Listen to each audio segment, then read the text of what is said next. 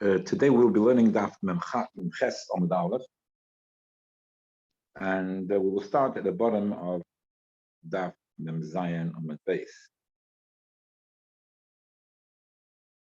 So, Tani Reb Chia, this last line of Daf Mem Zayin Beis. Tani Reb Chia learns, Cherem shebein tchumei Shabbos. If you have a net in the sea, water, lake, let's make it a lake. So you have a lake, and the lake is between two cities. So you have a lake between two cities, and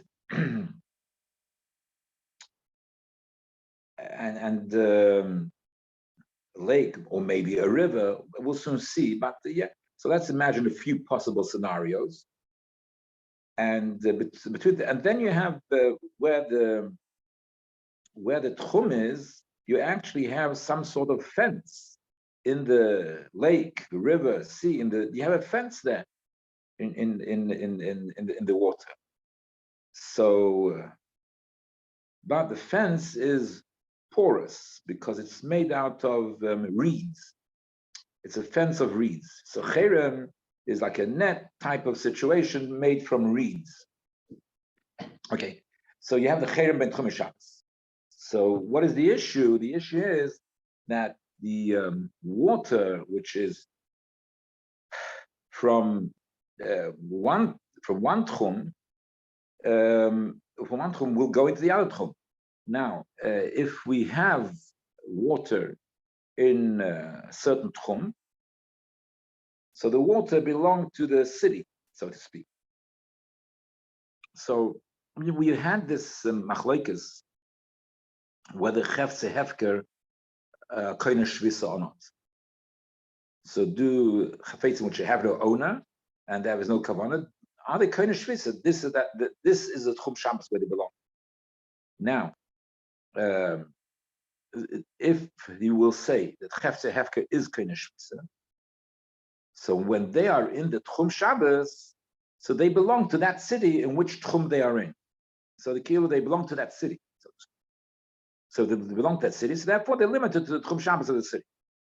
So therefore, if you have water which is on the closer to the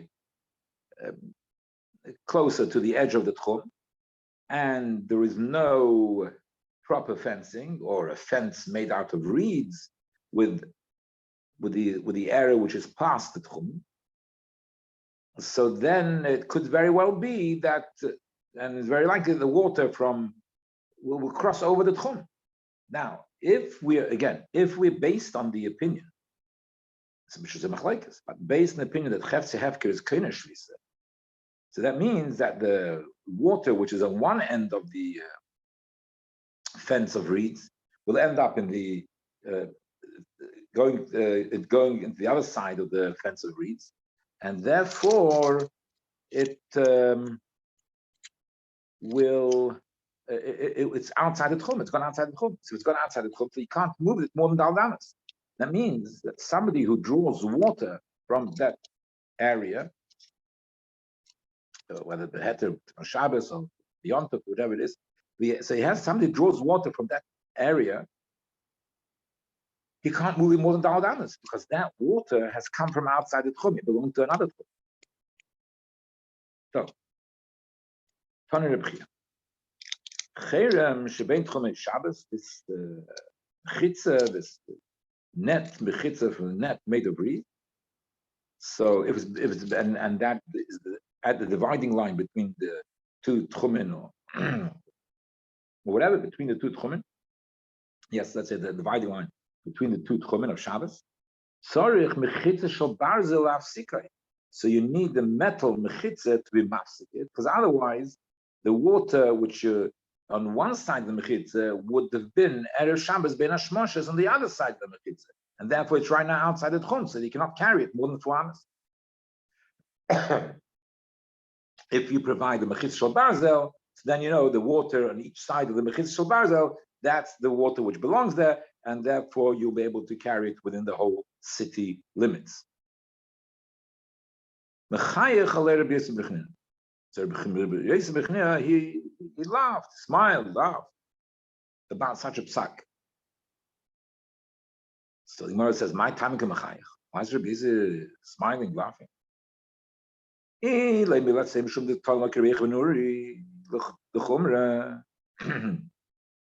because here we are paskening like Rabbi Yechon ben Uri, that Chefze Hefker is kind of shvisa. So this whole psak, as I explained, is based on Rabbi Yechon ben Uri that says Chefze Shabbos, Chefze Hefker kind of shvisa, and he passes like Rabbi Yechon ben Uri Chumra, which even though the loch is kedivre hamekel, the tchumen. So since this brayse is the b'chia paskan like Rabbi Yechon ben Uri, the was virle and Rabbi Yechon holds k'rabbanon l'kula. Since over here the shittas rabbanon works out l'kula, we should paskan the rabbanon. So is that a good enough reason to laugh or to smile? Shum the sava l'kula, because he holds the kula man the ton l'chumra, somebody who disagrees with it and is of the opinion that you should go l'chumra. B'chayachala, you laugh at him. In other words, so he disagrees with you. He thinks that we should follow it in the Chumrah as well. That's not a reason you don't laugh out. It's a legitimate, it's a valid opinion. Okay, you hold differently, but say there. But the opinion is also a valid opinion. Elo, the reason why he laughed at it, because he thought it was strange. Elo meshum the Tanya, because we learned in the Brayse. So, or maybe I'm saying the tune a bit wrong. Ella, so the Gemara is giving, maybe there's a justification for the smiling. What's this justification? There is maybe a justification for the smiling of one. From the Tanya, because we learned in the price, Naharis, Hameshkish, Mayonis, and Eruvin, the flowing rivers, Harein Kerag Kodam. The flowing rivers, so the water, somebody draws water, so it depends on what his tchum, the person's tchum. Kerag means wherever the person is allowed to walk.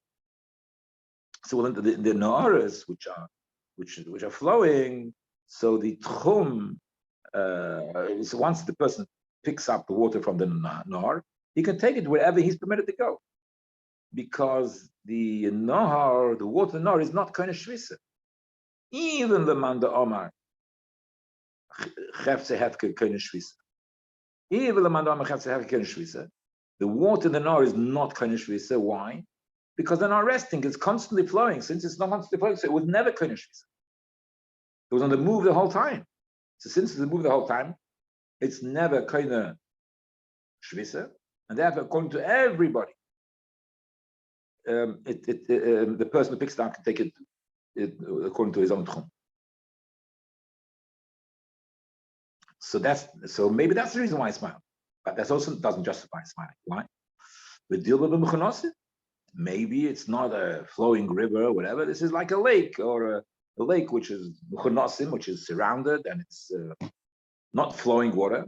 So therefore, maybe this halacha was said by a lake as opposed to a river, and where in the lake, which is not a non-flowing lake, and therefore that's what it applies. There's not reason to apply, because maybe it's talking about mechunosim. And even though it's mechunosim, it's not flowing. Still, there is movement of water. So therefore, water will move from here to there. But still, it would be kind of shvisa, because it's not like flowing. That flowing is not kind of shvisa. But standing water will be kind of shvisa, and that part of the water. Okay, the water won't go long distances, but the part of the water which is close to the tchum, which I can mention before, belongs has the tchum of the city to which it belongs, and it's not so far from the borderline, so that would then is likely to move into the other side of the border. Nevertheless, there's still some movement. Therefore, you need the mechitz shabarza. Elo. Elo.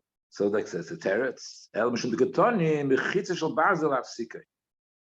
Because it says, what's the eitzah? The eitzah is that you need a mechitza shel barzel to divide between the two waters from the two tchumen, and that is not understandable. Why is not understandable? Why is the reeds, the mechitza of reeds not good? You have a mechitza. Why is it not good? Because it's porous. Because the water goes through the mechitza. It doesn't really stop the water. So the same thing also is barzel. Shel barzel nami aylav l'mayim. Even if you put in a mechitza of barzel, a metal mechitza, if you put a metal mechitza, so first of all, mechitza b'derech klal is only 10 tefachim. Mechitza is 10 tefachim. The 10 tefachim. So what about underneath the 10 tefachim? Underneath the 10 tefachim, the water is going to move around, mix around, and then mix up again. And even if you say you make a mechitza all the way to the ground, it's impossible to prevent the water from moving. It'll find its way underneath the mechitza, unless you have it measured and fitted in, and just putting a metal mechitza down there, it's not going to stop the flow. Of course, it won't be anything compared to the flow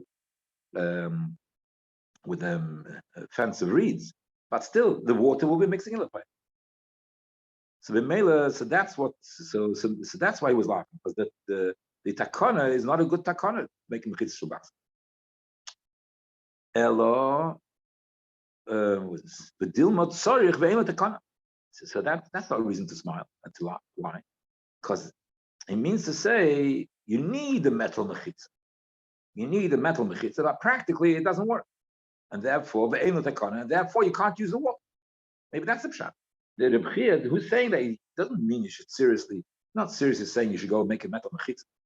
He says you need a metal mechitza, but you're not going to make the metal mechitza good enough and sufficiently waterproof that the water can't cross over from one side of the border to the other side of the border, and therefore you can't use the water. That's the bottom line. That's what he means to say. Sorry, it's necessary to have one, not that you should actually go and make one. So therefore, again, so it's not a reason to laugh, because it didn't actually expect you to make a mechitza shel barzel. Expected you not to use it. Elo. So the reason why I laughed is a different reason.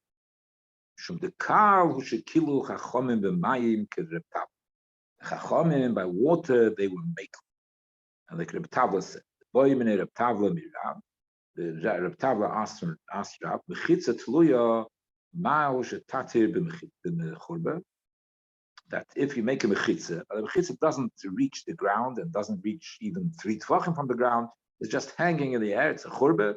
So you have a mechitza in the churba. So somehow it works out that you have the mechitza somewhere of 10 tefachim, but it's tluya. It doesn't reach the ground and so on. Is that a mechitza which doesn't reach the ground or not? Mechitza negates the Shabbos. So Amalei. So he answered him. Ein mechitza tloy materes el b'mayim. Kal hu shekilu chacham b'mayim. The mechitza is not effective if it doesn't reach the bottom, or at least to the bottom 3 tefachim. But so its mechitza is a tluya which is hanging is not effective and doesn't count the mechitza, making the rishur, shusayachid, etc., except by water. By water it works. So the chachamim will make it by water. That if you put the mechitza in the water, even though it doesn't reach the bottom at all, it's considered as if it's fenced up. And so therefore, since that's why he was laughing, because you don't need to have a proper solid mechitza for the water. The chachamim, they counted the mechitza, even a weaker mechitza by water, they counted as a mechitza which is actually not even effective. If it's not in water, the water will be considered mechitza. So therefore, because of the color which they made by water, therefore he did not think that the halacha had any merit. The halacha that that this mechitza of reeds is not effective enough, he didn't agree with that. Okay, now we will go back to the. Let's get to something. So we'll go back to the Mishnah. And in the Mishnah, we say that the Chachamim say that you only have arba amas. That is the person who is outside who's outside the Tchum Shabbos, the person who's outside the Tchum Shabbos. So let's look back to the Mishnah, which is on Daf Mem Hey. So the Mishnah at the bottom of the page over there says somebody who finds himself outside the Tchum, whatever. Let's not go into details of that, but the Chacham says that you're outside the Tchum, you only have arba amas. Then Rabbi Loza says that he has to be in the middle. He's in the middle. That the person is in the middle of the arba amas. In other words, he doesn't have arba amas in any direction. He has two amas in each direction because he's in the middle of the arba amas. So Rabbi Loza stresses that the arba amas which a person has when he's outside the tchum, he is in the middle of those arba amas. So it's a very specific place, two amas in each direction. Rabbi Yehuda says he can choose whichever he wants the arba amas. So not necessarily he could choose arba amas in any direction, and that is going to be his arba amas, which he maintains throughout the Shabbos. So he's not limited the arba amas. He has to be in the middle. It can be in any direction. That's the opinion of Rabbi Yehuda. So again, so the Chachamim, they say arba amas. It's only arba amas. Rabbi Loza, he disagrees with the Chachamim. He says he has to be in the middle. So the Chachamim apparently don't agree with Rabbi Loza. So they hold he does not have to be in the middle. That it's not necessarily. In other words, he has a choice where it should be, and so he has a choice where it should be. And then Rabbi Yehuda says he has a choice where it should be. So the Chachamim, and the Rabbi Yehuda has the same thing. So what's the difference between the Chachamim and Rabbi Yehuda? Why do you have a repeat of this opinion? The Gemara says Rabbi Yehuda hain Tanakama. So So Amar Rava, says Shmoina Shmoina Ikebinai. That actually, according to Tanakama, according to the Tanakama, this is the Chacham Oimrim, that's Tanakama. So according to Tanakama, you actually have in all directions arba amas. So practically it means you have Shmoina al Shmoina. You have much more than Rabbi Yehuda. Rabbi Yehuda says it's arba amas, and you have to choose which arba amas you want. You can be at the side, or you can be at the center, whatever you want, wherever you choose. But that's once you make the choice, that's it. That you can't you can't go back in the middle of Shabbos, choose a different arba amas. You have farkert. You have arba amas in every direction. You have arba amas. Tanya Mahachi, it's clearly written in the Brisa. Yesh lo shmoina al shmoina. Dibur Rameir. Rameir says you have shmoina al shmoina. Okay. V'amar Rabbi. So Rabbi says, machloikes. The machloikes is the halach. Whole machloikes between Rameir and who says shmoina al shmoina, and Rabbi Yehuda says only arba, or for that matter, even Rebbe Lazar. So the machloikas is lahalach, to walk. How much walking distance do you have? So according to Chacham, you have shmeina, and according to other ones, you have only arba. So that's to walk. Aval taltal carrying divahakol arba amas ain't tveiloi. But for carry, of course, you only have, so you can walk, stretch his legs. But to carry some stuff, you can't carry more than arba amas because it's either Karmens or Rishus Rabbim, whichever way it is. You can only carry arba amas, and the carrying of arba amas is not that you have arba amas in both directions. You can choose one way or the other way or whatever it is, but you can't carry in both opposite directions. And thereby doubling the arba amas to 8. You cannot do that. Gemara says, what's the basis of arba amas? Where do we find this? That there's such a thing that you're limited to arba amas. Where you find the remes, such a thing that you're limited to this area. So he says,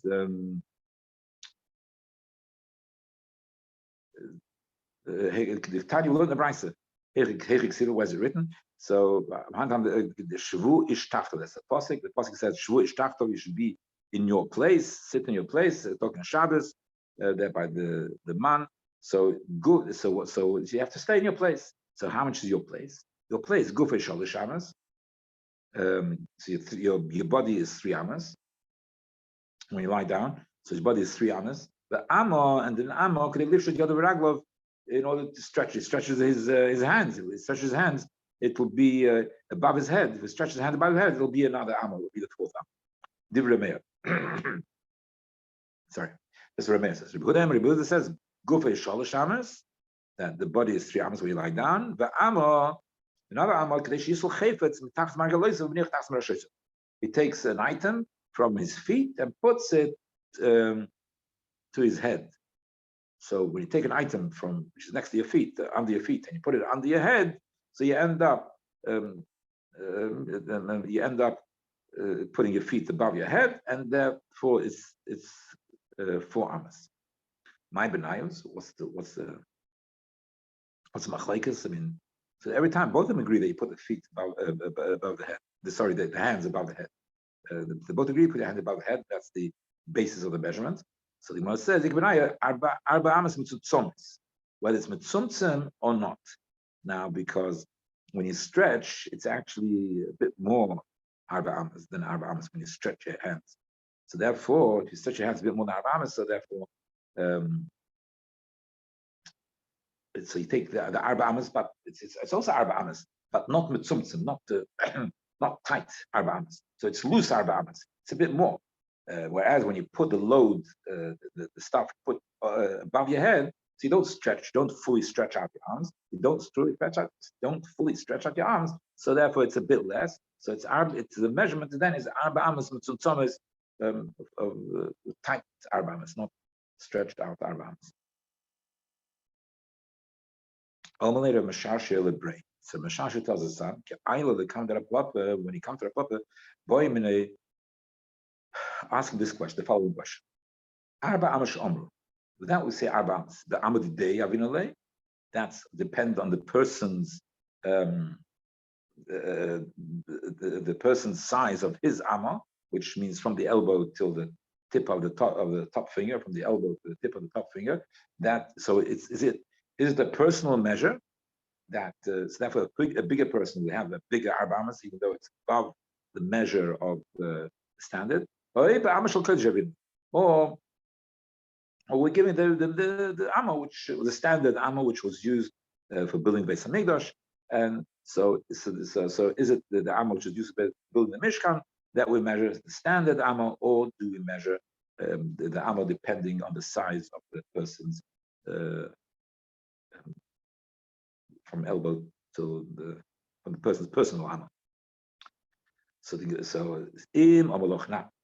He's preparing him what to ask a question, but also is preparing him how to clarify things. He says, "Im Amalach, will tell you Arba Mishal Kedesh Avinalei. If he'll tell you that we give like from the Beis Hamikdash, the standard ones, the Mishkan, the standard ones, is Oig Melech Habasha Matehelos. What's Oig Melech Habasha going to do? He'd be a really tall guy. How do you fit in? He can't even stretch or whatever. Maybe even his head won't fit in. His head is also bigger than Arba. So it's Oig Melech Habasha or something similar. So Matehelos. How can it fit into the standard ones? Maybe a basketball player or something like that. How will it fit in to that? Yeah. If you say they give him the personal amas, it depends on the person. Ask him. My time yes, so why is, if you say they've given personal amas, so why is that not on the list?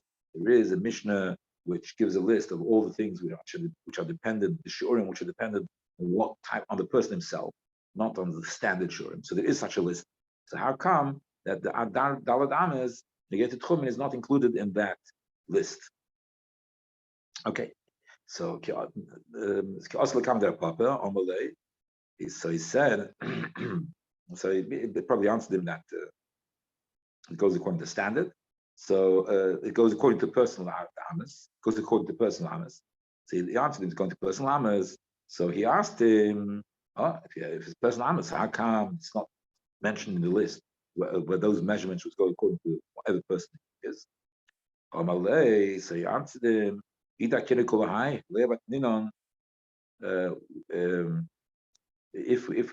it would be medayek so much, because the Mishnah doesn't mention it, so therefore we assume that we should assume that it's not in that it's not personal Abrahamus, but the Daldamas is from the Mishkan. If we'd be medayek so much in the Mishnah, we'd never be able to learn it, because we would be medayek so much, we'd never be able to have time to if we make too much diyukim, then you don't have time to make any progress, and we won't be able to learn what's necessary to learn. But the truth is, they give him the personal answer.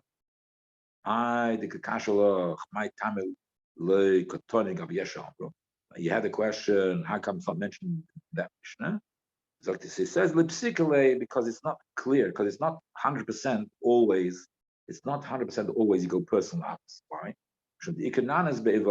Somebody's a small guy who is his amas are smaller, then you do not follow the personal amas, you follow the standard amas. In other words, you always go l'kula. So if it's the small person, then you give him the standard amas. If it's a bigger person, then you give him his personal amas. It is interesting that the Rabbi made a statement. He told him, first of all, he told him, you can't be medayek so much. But, and then he explained to him why the diuk is not really a correct diuk anyway. I think the lesson over here is that when we start being medayek and something which is not clear, it's very difficult to prove either way, because many times you medayek something, there could be multiple reasons of why that diuk is there, and it's a very difficult learning. It's every time is medayek to find exactly the solution, the answer to that diuk. So sometimes you can find it, and sometimes you can't find it. The diuk is a diuk. The diuk is, of course, the diuk is a diuk, but it's not an imperative part of the learning. You don't have to, because many times it's beyond your scope to know the answer of that diuk. If a person looks into it, he will find it, but it's not imperative to do it every time he learns something.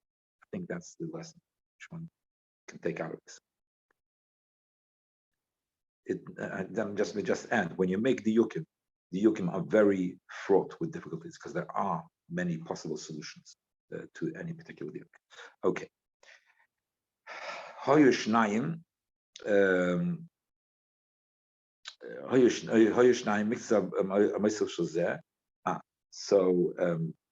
we have that we're talking about overlap. So the Mishnah speaks about overlap.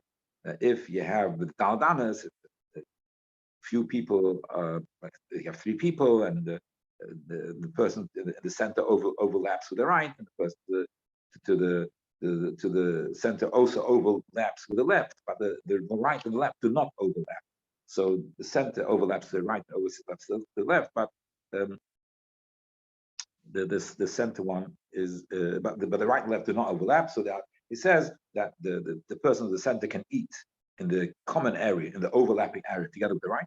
The person in the center can also eat in the overlapping area with the person to the left, but the outside person and the right person, the person to the right, the person to the left, they cannot get together. Can't say, oh, we'll just share it in the middle. They can't. And it brings a proof. It brings a proof from Chotzer, that if you have three chetzeres, three independent chetzeres, they have their own entrance from the Rishus Rabbim. So you have three independent chetzeres, but they have a Pesach between them. So there's again a right, a center, and a left, and there's a Pesach between the right and the center, and also between the center and the left. So, and they made the Eruv. The center made the Eruv with the right, and the center made the Eruv with the left. So again, the right can carry into the left, and sorry, the right can carry into the center can carry into the right. Okay, so the right can carry into the center. The left can also carry into the center. The center, he can carry, he made an Eruv with both of them, so he can carry to the right or the left. But the people from the right cannot carry into the left. You can't carry from the right chotzer into the left chotzer.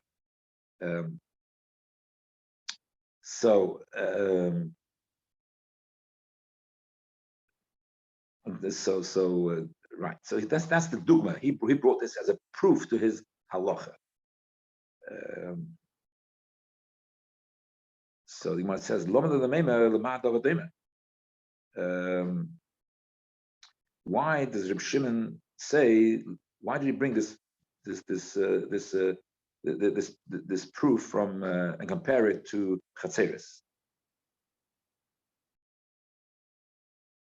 Yeah, we're talking about now. We're talking about now about the Daldamas. So why did he bring in Chatzeres? So the Gemara says, that's what he's saying to Rabban. He wants to prove there's something to them. What does this compare to this case of the Daldamas when they overlap? The Shalosh Chatzeres, it's similar to the case of 3 Chatzeres. They opened each other, and they opened each other. So Maishna Hossam, so why is it that the Palgisu that you argue, and you say over there that the right and the center, they cannot carry to each other. So the Chachamim, they argue, and it comes to that, to the case of Shalosh Chatzeres, they say, no, that the Eruvin are no good. The right should keep to the right, the center keeps the center, the left keeps the left. They cannot carry into each other. So the Eruvin is not. That's according to that's by the Schtroks. Says he's asked them, listen, this case of Baldanas, which you do not argue against me, because you don't see in the Mishnah any argument. So you do not argue against me in the case of Baldanas. So how come you argue against me in Schtroks? That's why he brought in Schtroks to prove, to try to learn, to bring proof from our case to Schtroks. The shame should be at Schtroks, and there's no need for the argument against him in Schtroks.